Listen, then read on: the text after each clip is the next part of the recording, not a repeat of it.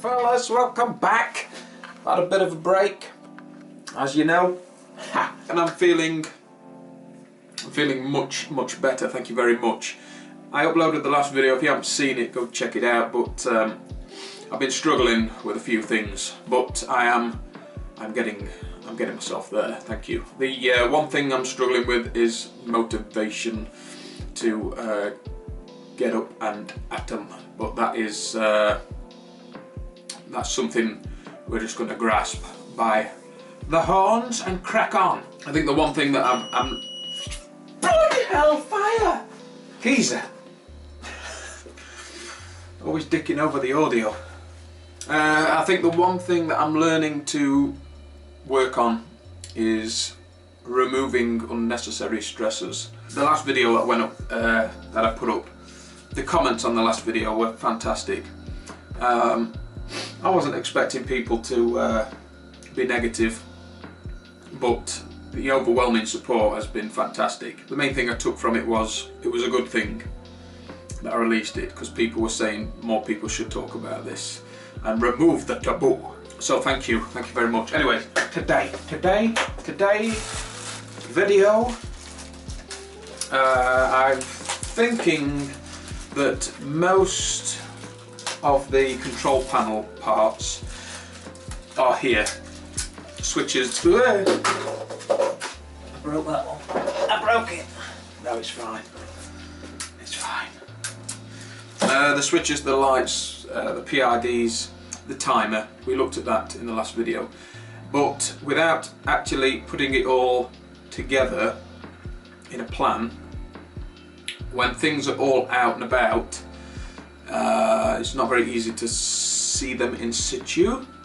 So we're going to mock it up now. We're going to mock it up because I was thinking I'd forgot something, and possibly I'd ordered 6 of these switches, and really I needed 7. I forgot all about the fan.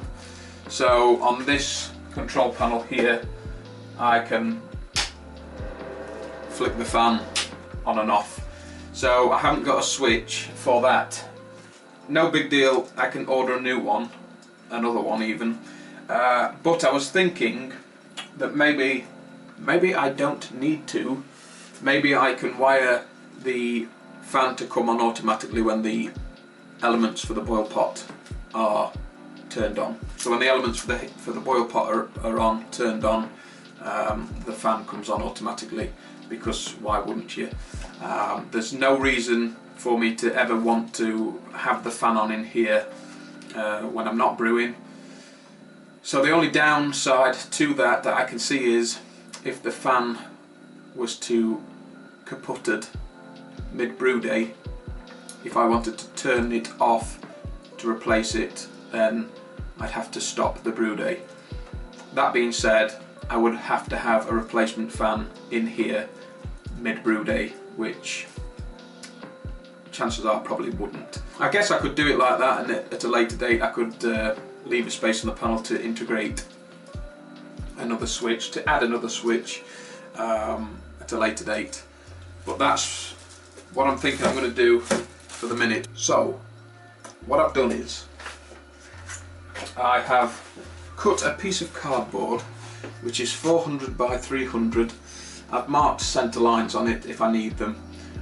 So that is the face of the control panel, and then I have cut out exact sizes of PIDs, 22mm circles for the lights and the switches, etc, etc, so I can mock it up like for like and know where everything's going to go. So we're going to crack on with that and have a play now. Okay, so with that being said, I have everything cut out already. Fermentation fridge STC, we have various 22mm discs for LEDs and switches, because all the switches and the LEDs are 22mm, timer, etc. Got it all ready. This way I can mock it up on here I can jiggle everything around, and when I'm happy with it, I can like glue it in place, and then that's a definite plan to scale. Like I say, if we take the Inkbird PID, it's like for like, obviously. So I guess the main thing to do is to just jump in and start, but I don't want to get too close to the edges. I want everything sort of compacted in a little bit, so we're not fouling the door. But I guess the main show is the PIDs. So we have HLT, mash tun and boil PIDs, and a timer, which I'm wanting next to the PIDs. The thing I'm wanting in the top left is the power switch, which is the key start up here. That's got to go pretty much right in the top corner, because here we're going to have LEDs. I've also got the, let's have a look. Where is it? Where are you all?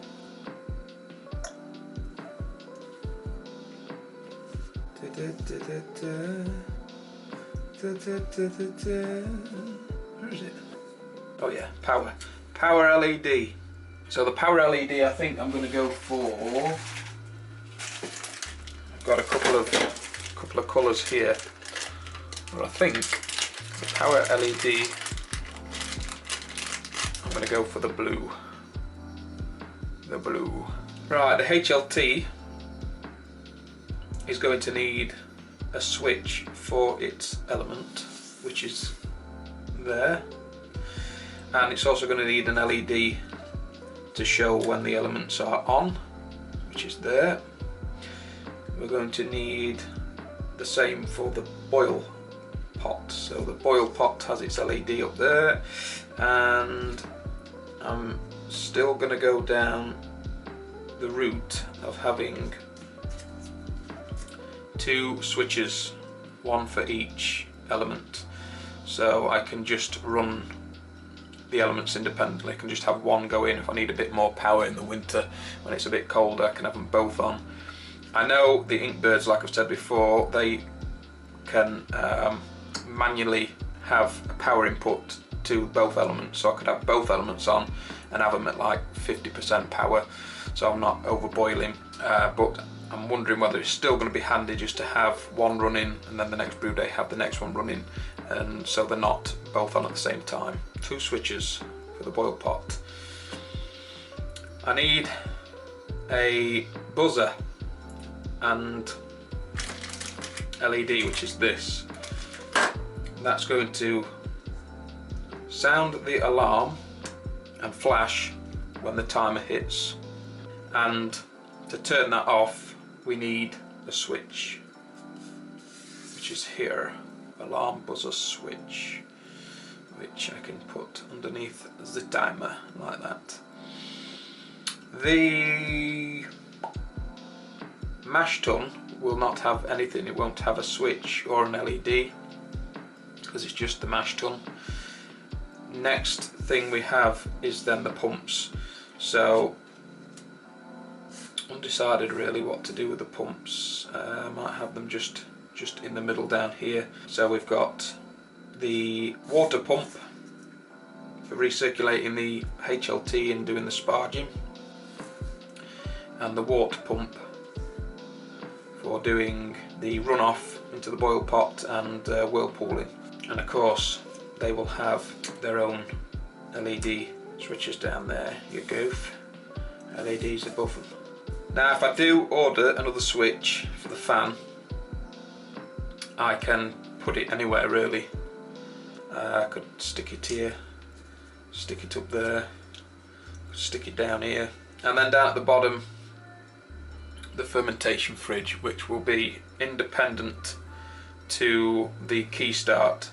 So when I turn the key start on, all this powers up for brewing, but the control panel will be live constantly for feeding the fermentation fridge. And when I'm wanting to work on the panel, I'll have a main switch to turn everything off, turn the key off and the main panel. So now I need to make sure that I've pretty much got everything that I've got on here now. Probably going to have the green LED lights for the pumps. There'll be 2 switches for the pump, a switch for the HLT, and there'll be 2 switches for the boil pot.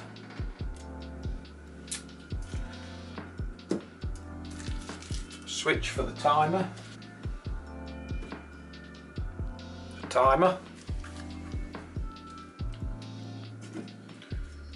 Ink birds.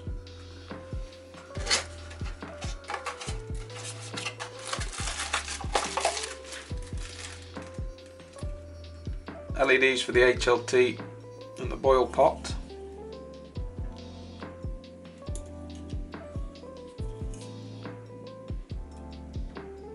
Alarm and buzzer, which I could move up here a little bit maybe. Key start, and LED.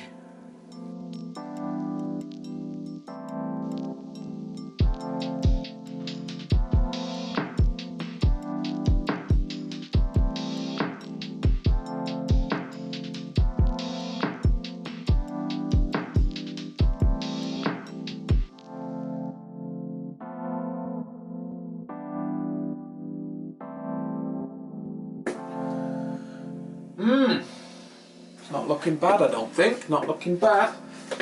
I mean, it looks a bit snug because everything's stuck on the front of it. Obviously, when all the gubbins from the switches, which look bulky at the minute because obviously you're looking at more than 22mm of a round switch. You're looking at everything. Once all that's behind the door, it won't look as busy, I don't think. Now I've mocked it out, I think I'm quite pleased with how it's going to look. I may have a bit of a jig around with stuff, and then when I'm happy, I'll get them stuck down. I'm happy with that. It seems to fit on there quite nicely. What do you think? Anyway, let me know what you think. Leave a message below, and let me know if you would move anything around, put something in a different position, and for what reason. But I think it's looking pretty good. That's it. I think we're ready to start building. So maybe looking into getting a 22mm hole punch, or a hole saw, 22mm hole saw, and a couple of other little bits and bobs for jigsawing out for the PIDs, etc. Once they roll in, then I think we're good to start playing with the control panel properly. And then I think the next big thing that I'm going to have to get is I'm going to be moving away from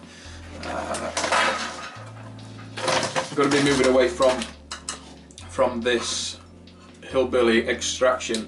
This, as you know from previous videos, sat on top of the boil pot lid, and the boil pot lids have got holes in them because they are old kegs. So the steam could be drawn out, and I can still boil with a pot with a lid on. But because we're going down the SS Brewtech, the lids have not got holes in. You don't boil with the lid on, which means I need to have some sort of extractor on here. So I need to either put together a hood or buy a hood, and then probably get a little bit more of a powerful pokier fan to draw the steam out of the hood. So the hood's going to be going over the boil pot. I don't need it to go over the HLT and the mash tun because the HLT is going to have a lid on it. So just for the boil pot. So that's going to be the next big thing to look out for and get, but most of the stuff's here now, and I'm looking forward to it. Looking forward to getting Harry over here, probably have a barbecue, and get his advice when he's not too busy on on wiring things up. But I think what I'll do is I'll knock out the door, cut the holes, I'll get everything fitted so that when he comes, if he'll give me a hand wiring it up, we won't have to mess about fitting anything. But that's it, fellas. That is it. I'm working on other pretentious beer notes. I do love making them. What people write about beer is just... so I've got another one of them coming up, working on that one. But that's it, fellas. So as always, don't forget to thumb the pedicure door. Don't forget to like and subscribe, click my subscribe, share the video to see ya. Till next time, I'm out of here.